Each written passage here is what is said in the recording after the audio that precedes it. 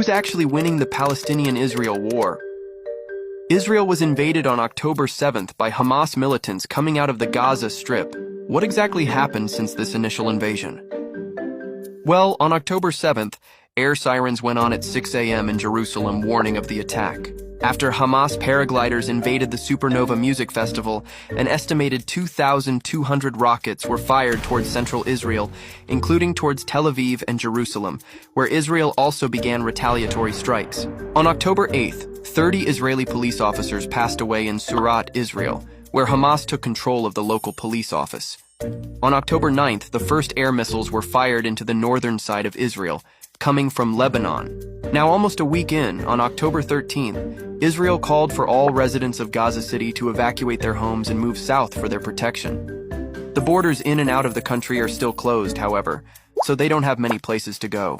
On October 15th, after thousands of rockets had now been fired by both sides, the United Nations reported that Gaza residents were having to drink contaminated water.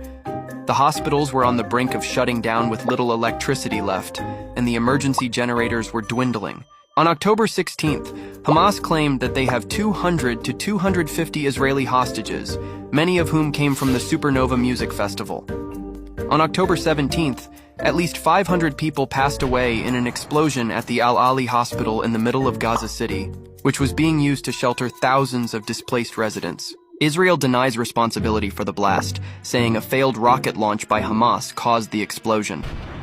On October 18th, President Biden arrived in Israel, reaffirming the U.S. support for Israel. On October 19th, reports came out that Hamas in Gaza has a total of 50,000 fighters, while the Israeli military has mobilized more than 400,000 soldiers who are waiting for the green light to go on foot and move into the Gaza Strip to take down Hamas. Also, on this day, there were attacks at the Al-Assad U.S. military air base in Iraq and the Al-Tanf garrison U.S. military base in Syria.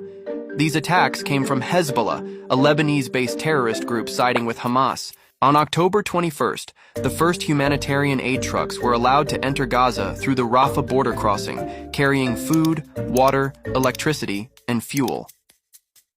About half of Gaza's residents, 1 million people, have fled their homes to seek shelter elsewhere in Gaza, but with the borders closed, they don't have many places to go.